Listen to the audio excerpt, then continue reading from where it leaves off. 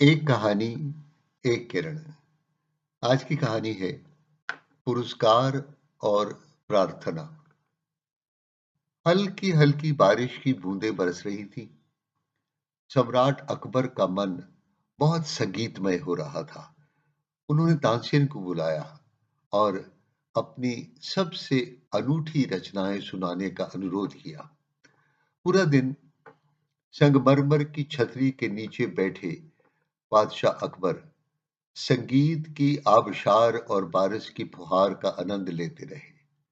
दिन जाने कब ढल गया। लय और ताल में डूबे बादशाह अकबर को एहसास ही नहीं हुआ।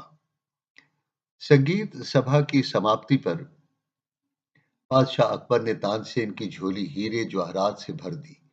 खूब पुरस्कारों और प्रशंसा से पुलकित तानसेन जाने को ही था कि बादशाह अकबर ने कहा, तानसेन, आपके संगीत में एक जादू तो है, परम आनंद भी है, पर आपके गुरु तो और भी उत्कृष्ट कलाकार होंगे। तानसेन ने आदर से कहा, निश्चय ही महाराज। अकबर ने कहा, हम उस महान संगीतज्ञ शिष्य के महानतम गुरु का गायन सुनना चाहेंगे। प्रबंध किया जाए। तानसेन ने बड़े आदर से कहा, महाराज, स्वामी हरिदास मेरे पूज्य गुरु अपनी कुटिया में ही गाते हैं, कोई निमंत्रण स्वीकार नहीं करते। अकबर ने कहा, हमारी ओर से निमंत्रण, सुंदर रथ और बहुमूल्य उपहार भेजकर आप उनको लेकर आए। तानसेन बोले, महाराज, वह अपने समय और धुन और मौज में गाते हैं, किसी नियम और निमंत्रण से बंधकर नहीं।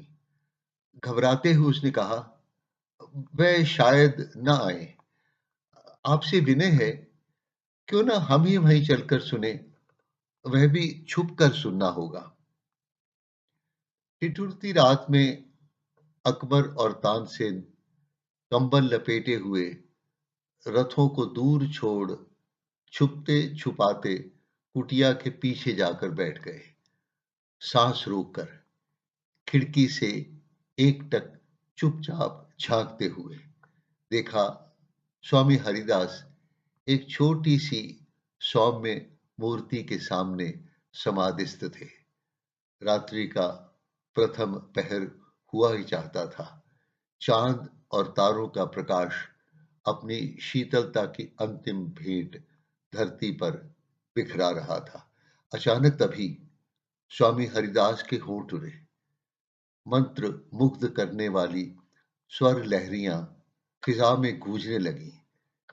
स्वर भी ऐसे जैसे कोई कोमल फूलों की पंखुड़ियों से वातावरण को सहला रहा हो। समय जैसे थम गया। पशु, पक्षी, फूल, पत्ते सब मौन और मुग्ध नाचते से महसूस हुए। संगीत की हर ध्वनि जैसे परमात्मा की गूंज बनकर परमात्मा के चरणों में समर्पित हो रही हो। अकबर और तानसेन की आंखों से आनंद और तृप्ति की प्रकाष्ठा हुई और अविरल आंसुओं की धाराएं बहने लगी।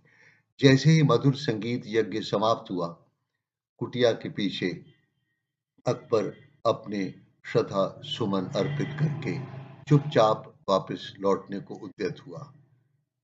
रथ में बैठकर अकबर ने तानसेन से कहा, तानसेन, आपकी कला भी अभूतपूर्व है, लेकिन स्वामी हरिदास के स्वरों में जो मुग्ध करने की असीम शक्ति है, मन, आत्मा और शरीर को आत्मसात करके नैसर्गिक आनंद की स्थिति प्रदान करने की क्षमता है, उसका राज क्या है?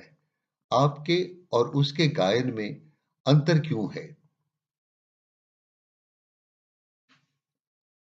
तानसेन ने कहा, स्वामी हरिदास का संगीत उत्थान और मोक्ष की प्राप्ति को समर्पित है। जब मैं गाता हूं तो पुरस्कार के लिए गाता हूं, जब वह गाते हैं तो प्रार्थना में गाते हैं। जब मैं गाता हूँ तो नर स्तुति में गाता हूँ, जब वे गाते हैं तो नारायण भक्ति में गाते हैं। आप मेरा आधार है, मैं आधार के आभार में गाता हूँ। जब वे गाते हैं तो अनंत आधार के संगीत रूप आशीर्वाद के धन्यवाद में गाते हैं। मेरा प्रयास लौकिक सुखों की प्राप्ति को समर्पित है और उनका अलौकिक शांति की खोज को। फर्क बस इतना ही है, जैसे उज्जवल हिमाच्छादित पहाड़ी की गोद से कोई निर्मल झरना फूट निकले। प्रभु के धन्यवाद के स्वर